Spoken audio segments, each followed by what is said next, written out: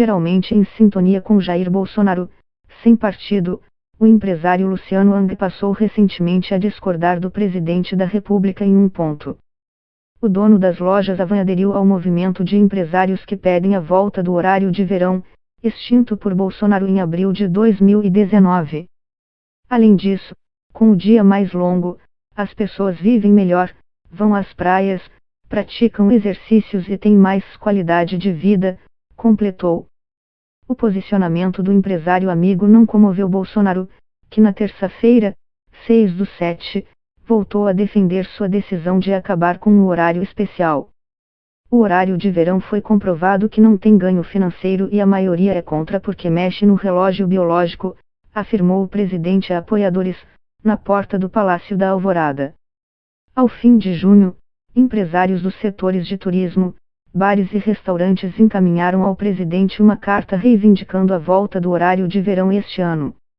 No documento, os representantes do setor privado argumentam que a hora a mais de claridade no fim de tarde impacta positivamente os negócios e seria de grande ajuda após a forte queda de faturamento sofrida por esses setores na pandemia.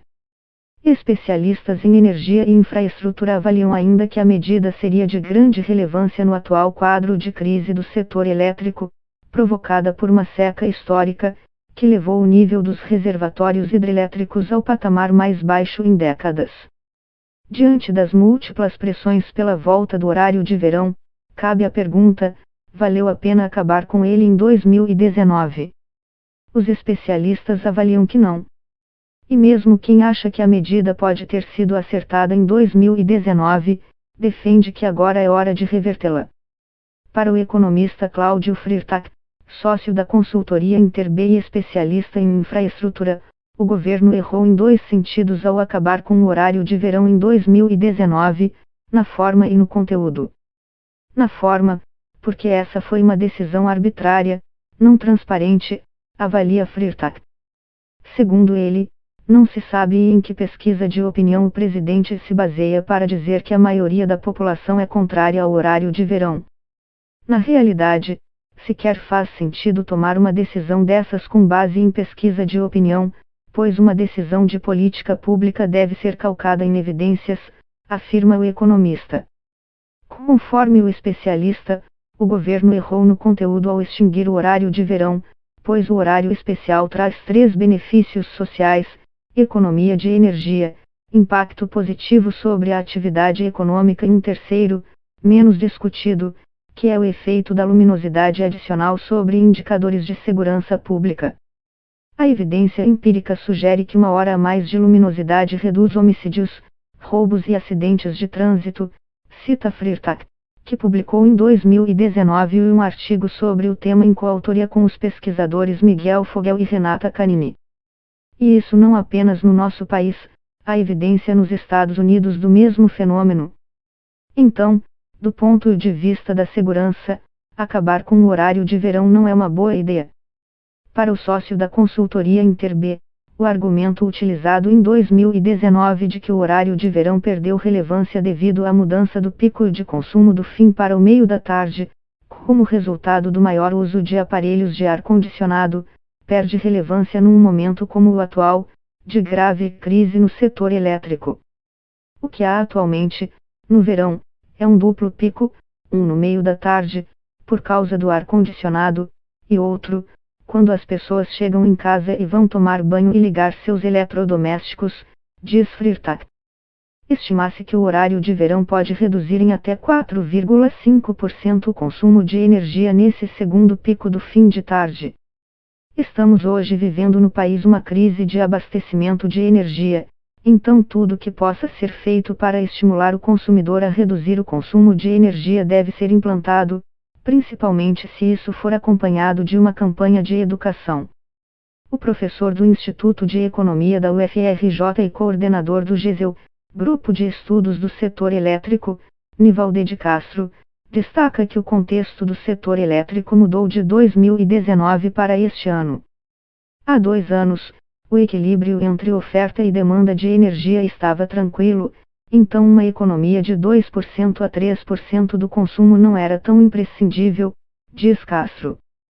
Mas, atualmente, estamos enfrentando problemas para atender a demanda de energia elétrica justamente na hora em que escurece, afirma, lembrando que o horário de verão tem o objetivo de empurrar a demanda por energia para mais tarde, aproveitando a luz natural. Diante da crise hidrológica deste ano, o horário de verão faz todo sentido, porque ele evita um consumo a mais, do que numa situação em que não haja horário de verão. Tanto Castro como Freitag citam o aumento do desmatamento da Amazônia como um fator que tem afetado o regime hidrológico do país e a manutenção do nível dos reservatórios hidrelétricos.